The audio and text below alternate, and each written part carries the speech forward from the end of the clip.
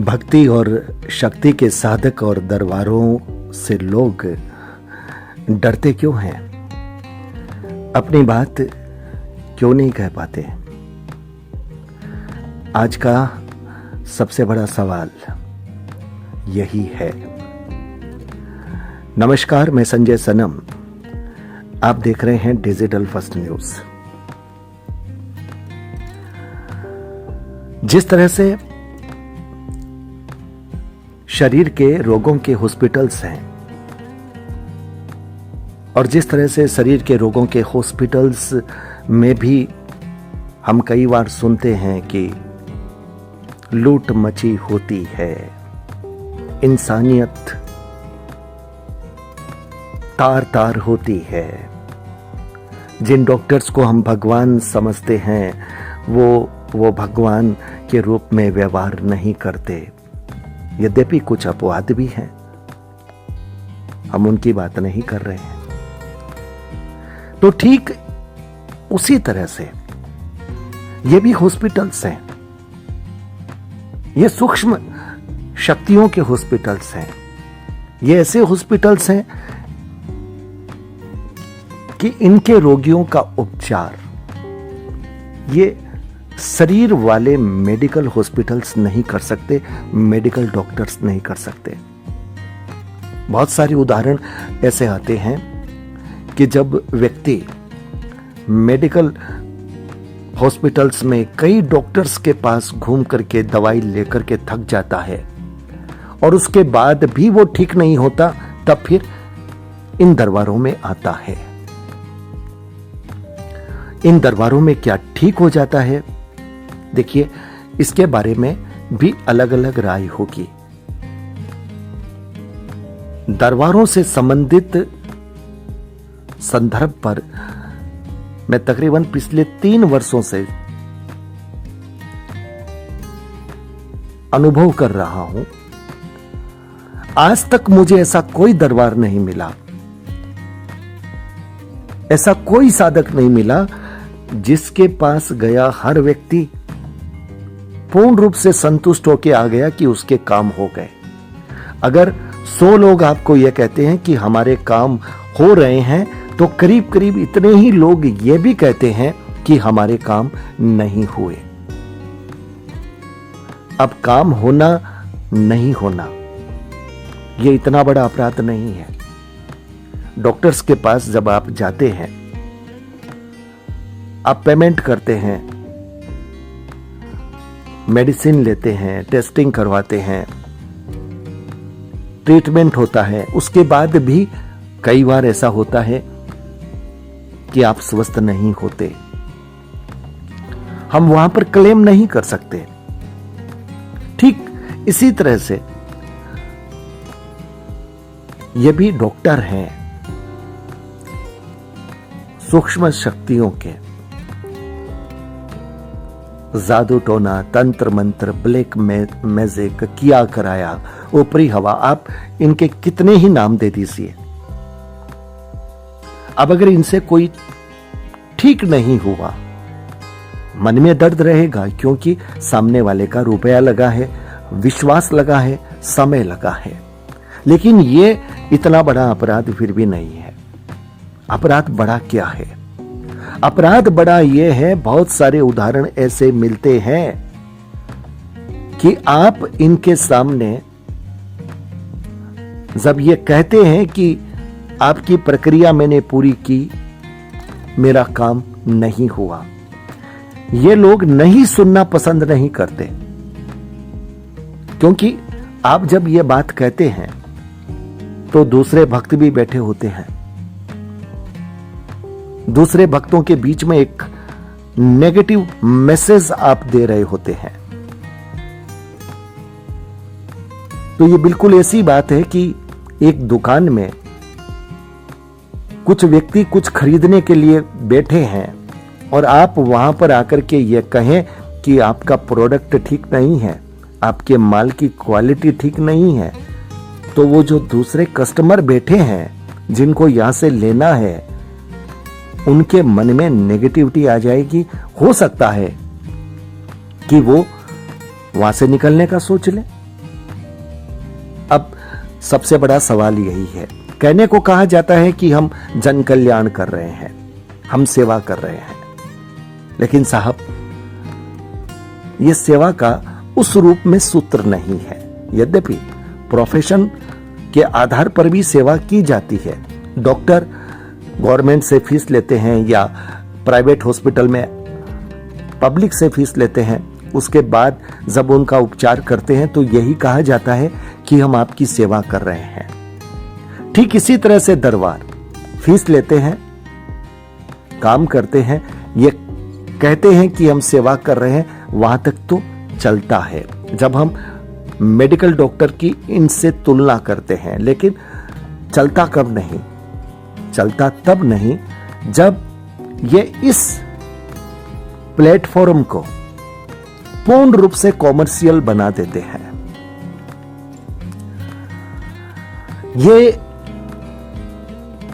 रोगी की बात जो उनके पास आया है उपचार लेने, उसकी ना इसलिए नहीं सुनते कि उसकी ना को सुनकर के दूसरे लोगों के मन में सवाल आ जाएंगे। यह सबसे बड़ी गलती है। उस व्यक्ति को बोलने का मौका नहीं मिलता। कई बार लोग ये शिकायत करते हैं।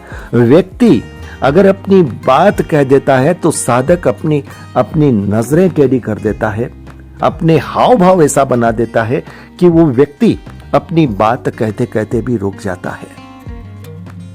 और कई बार जोर से झिड़क देते हैं, पलट कर जवाब दे देते हैं, और कई बार तो यह कह देते हैं कि हमने अपना काम कर दिया, अब अगर ज्यादा बोलोगे तो जो चीजें तुम्हारी थी वो मैं वापस प्रवेश करवा दूंगा। ऐसी धमकी। ये बातें मैं आपको इतने खुले रूप में क्यों बता रहा हूं? ये कोई अनुमान नहीं है, ये कोई संभावनाओं का विज्ञान नहीं है। मैं जो कुछ कह रहा हूं वो हकीकत है, वो कड़वा सच है। और वो मैं इसलिए कह रहा हूं कि 2019-20 के उस दौर में जब इस देश के 3 बड़े दरबारों के बीच में रस्साकसी हुई थी, अशालीन भाषा से एक दूसरे पर प्रहार हुआ था। वो प्रहार भी इसलिए हुआ था कि ये कंपटीशन था भक्तों को अपनी तरफ खींचने का। वो प्रहार इसलिए था कि अपना दायरा बढ़ाना था। अधिक लोग आपके पास आएंगे, आपकी सोर्स ऑफ इनकम बढ़ेगी, आपका नाम बढ़ेगा, लोग आपको ज्यादा से ज्यादा गुरुजी कहेंगे। उस वक्त जब लोग हमारे साथ जुड़े और उन्होंने अपने दर्द बयान करने शुरू किए, और उनमें से करीब करीब सारे लोगों ने, कुछ लोगों को छोड़कर सारे लोगों ने यह बताया कि हम डर करके कुछ नहीं कह पाते। कोई ऐसा प्लेटफॉर्म नहीं है जिस पर हम अपनी बात कह सकें। मुझे बड़ा ताज्जुब हुआ। भक्ति के दरबार, शक्ति के दरबार, साधक, गुरु क्या श्राप देगा? क्या वापस तंत्र मंत्र की क्रिया कर देगा? और अगर वो कर देंगे तो क्या वो गुरु के पद पर बैठने के योग्य होंगे? क्या वो साधक की उस गरिमा पर खरे उतरेंगे? और सबसे बड़ी बात है कि यहां पर भी शक्तियां अलग अलग है। दैविक शक्तियों के दर्शन बहुत कम होते हैं। नकारात्मक शक्तियां की छोटी मोटी दुकानें भी आप देखिएगा, शहरों में, गांवों में बहुत है। और तंत्र मंत्र के नाम पर लोगों के साथ ब्लैकमेलिंग है, लोगों के साथ ठगी है, लोगों को डराया जाता है, धमकाया जाता है। लेकिन ताज्जुब की बात कि लोगों को अपने भक्तों से या अपने व्यवस्था करने वाले लोगों से हिंसक रूप से पिटाया भी जाता है। ये एक दूसरा डर। अब आदमी कहां जाए? अगर बात कह दें तो पहले वहां के जो व्यवस्था करने वाले लोग हैं वो धमकाएंगे, डराएंगे, पता नहीं हाथ भी उठा दे, और फिर जो साधक हैं वो वापस तंत्र मंत्र का प्रहार कर दे। एक साइकोलॉजी। देखिए, मैं ये नहीं कहता कि ये तंत्र मंत्र की प्रक्रियाएं नहीं होती, बिल्कुल होती है। ये शक्तियों का अपना जो एक संसार है, इस संसार में सब कुछ होता है। जो लोग ये कहते हैं कि नहीं होता, मैं इस बात से सहमत नहीं हूं। ये होता है, लेकिन तकलीफ इस बात की है कि जिनको लोग भगवान के रूप में पूजते हैं, मानते हैं, वो सिर्फ पैसों के पीछे पागल हो जाते हैं। वो अपना दायित्व, अपनी जिम्मेदारी को भूल जाते हैं। उस वक्त भी हुआ था जब 2019-20 का दौर था। मैं आपको ऐसी घटना, ऐसी बातें बताऊंगा कि आप ताज्जुब करोगे, आप सोचते रह जाओगे। पढ़े लिखे लोग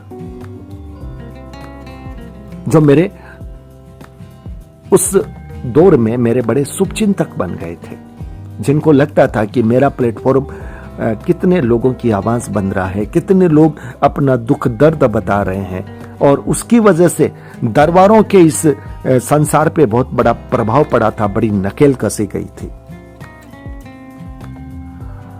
आज मीडिया का इतना शोर है, राष्ट्रीय मीडिया का इतना शोर है, लेकिन उसके बावजूद भी लगाम नहीं है। रेट सीधी बढ़ाई जा रही है। लेकिन उस वक्त वो दौर था जब पब्लिक बोली थी, और पब्लिक की आवाज में जब हम सब ने आवाज दी थी, तब ऐसा माहौल बना था कि जहां अति हो रही थी, उस अति पर ब्रेक लगा था। जो लोग ये कहते थे कि हम रुपया भी देते हैं, लेकिन उसके बावजूद भी हमें झिड़कते हैं, हमारा सम्मान भी नहीं है, कोई आदर नहीं है, वही लोग फिर कहने लगे कि अब हमारा सम्मान हो रहा है, अब हमें झिड़कते नहीं हैं, अब हमारी बात को सुना जा रहा है। तो मैं ये कहना चाहता हूं कि उस वक्त हमारे कुछ पढ़े लिखे शुभचिंतकों ने मुझे बार बार यह कहा था कि आप इतना खुलकर मत बोलिए, क्या पता ये लोग कोई आप पर भी तंत्र मंत्र का प्रयोग ना कर दें। अब आप समझिए कि पढ़े लिखे ज्ञानवान लोगों के मन में भी ये एक डर है। तो जो अनपढ़ है, जो अज्ञानी है, जिनको कुछ नहीं पता, वो तो न जाने कितना डरते होंगे। मैंने बहुत पहले एक वीडियो में भी कहा है कि महिलाओं को विशेष सावधान रहना चाहिए। ये जो बड़े दरबार है, मैं इनकी बात नहीं कर रहा हूं, बहुत छोटे मोटे दरबारों में भी महिलाओं के साथ उत्पीड़न होता है, उनके साथ गलत व्यवहार होता है। एक बहुत बड़ा डर है। पुरुषों को हो सकता है परिवार के लोगों को खबर ही नहीं होती, क्योंकि महिलाएं बिना पूछे, अपने परिवार को पूछे भी ना जाती है, और फिर उनके साथ जो होता है वो किसी को बताने के काबिल नहीं रहती। उस वक्त भी किसी वीडियो में मैंने निवेदन किया था कि आप जहां भी जाएं, अपने परिवार के लोगों को कह करके जाएं, कोई ना कोई को साथ लेकर के जाएं, ताकि अगर आपके साथ कोई भी ऐसी घटना घटे, कोई ऐसी संभावना बने, तो आप उस बात को बताने के लिए आप अपने परिवार में कहने के लायक रहें, काबिल रहें। चोरी चोरी जाएंगे तो फिर आप बता भी नहीं पाएंगे। बहुत सारे डर हैं साहब, बहुत सारे डर हैं। आदमी के सम्मान का डर है, सम्मान पर भी आघात होता है, आदमी के साथ हिंसक व्यवहार हो सकता है, तंत्र मंत्र की धमकी मिल सकती है। अब होता क्या है, सबसे बड़ी विडंबना, भक्त भक्त टकराते हैं। कुछ लोगों के जिनके काम हो जाते हैं, उनके लिए वो साधक भगवान है। अब जिनके काम नहीं होते, वो जब सवाल करते हैं, तो वो भक्त जिनके काम हो जाते हैं, वो भी उस व्यक्ति का विरोध करने लग जाते हैं। अब बेचारा बोले तो कहां बोले, न तो ये भक्त बोलने लगते अंधी श्रद्धा वाले, न फिर उनके व्यवस्था करने वाले बोलने देते, न वो साधक बोलने देते, तो व्यक्ति जाए कहां, ये दर्द है। आज मुझे हमारे एक मित्र ने बताया कि करौली सरकार के इस विवादास्पद प्रकरण में एक मोड़ आया है जिसमें बताया जाता है कि बहुत सारे लोगों ने अपनी शिकायत दर्ज करनी शुरू की है।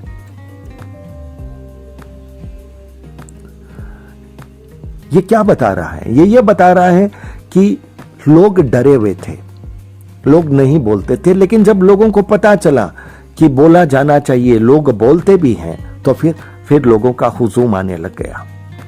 और मैं सिर्फ इसी दरबार की बात नहीं कर रहा हूं, यह और भी सारे दरबारों में लागू हो सकती है बात। बस मोटी बात यह है कि जानबूझ करके किसी दरबार को बदनाम नहीं करना, किसी साधक को बदनाम नहीं करना, यह भी बहुत जरूरी है, क्योंकि अच्छे साधक, अच्छे दरबार अच्छा काम भी कर रहे हैं। जिस तरह से हॉस्पिटल में जाना लोगों की मजबूरी होती है, ठीक उसी तरह से जब कुछ इस तरह की बाधाएं, विपदाएं आ जाती है तो लोगों का इन दरबारों में आना मजबूरी सा बन जाता है। हाँ, कई बार साइकोलॉजिक रूप से लोग परेशान और विशेषकर महिलाएं बेवजह इस भीड़ का हिस्सा बनते हैं। यह बात भी बिल्कुल सही है और कुछ अच्छे साधक इस बात को कहते भी हैं कि जब वो उन साधकों के पास जाते हैं तो बहुत खुले रूप में कह देते हैं कि आपके शरीर में ऐसी कोई प्रॉब्लम नहीं है, आप अपना मेडिकल ट्रीटमेंट करवाइए। ऐसे भी साधक हैं, हम उनका सम्मान करते हैं। लेकिन कुछ, बल्कि बहुत ऐसे लोग हैं जो इनकी इस साइकोलॉजी का बड़ा लाभ उठाते हैं। अमूमन एक समस्या है, परिवार में नहीं बन रही, पति के साथ नहीं बन रही, कमाई ठीक से नहीं हो रही, आपके काम नहीं बन रहे। ये साइकोलॉजिकली सवाल जवाब है। वो आज के दौर में 95% से भी अधिक लोगों पर सही बैठते हैं। लोगों को लगता है, विशेषकर महिलाओं को लगता है, एकदम गुरुजी तो पहुंचे हुए हैं, हमारे मन की बात बता रहे हैं। लेकिन अधिकांश रूप से लोग ऐसे लोगों के पास जाते हैं जिनके पास न तो साधना होती है, न आराधना होती है, न शक्ति होती है, न भक्ति होती है। बस उनके पास साधकों के, आराधकों के वीडियो देख करके थोड़ा अंदाज होता है, कुछ मंत्र होते हैं और बोलने में कुछ रवाब रखते हैं और कुछ परिधान वैसे पहन लेते हैं कि जिससे वैसा माहौल बन जाता है। इसलिए सावधान रहिए।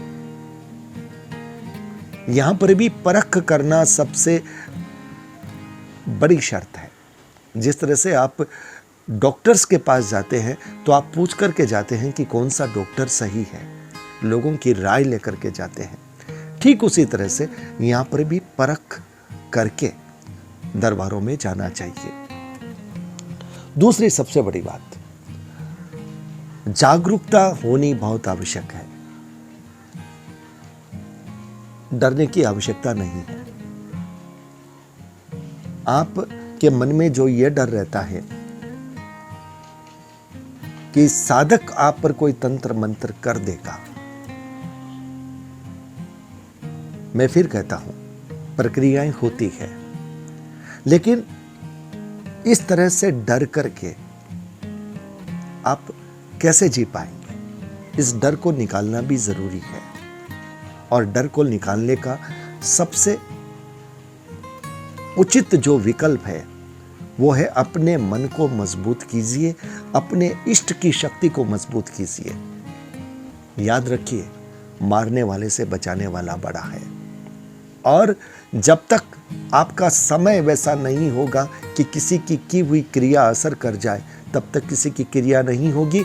और अगर आपका इष्ट बल मजबूत होगा तो इष्ट बल की कृपा का परकोटा आपके चारों तरफ इतना रहेगा कि कोई चाह करके भी आप पर वार नहीं कर पाएगा।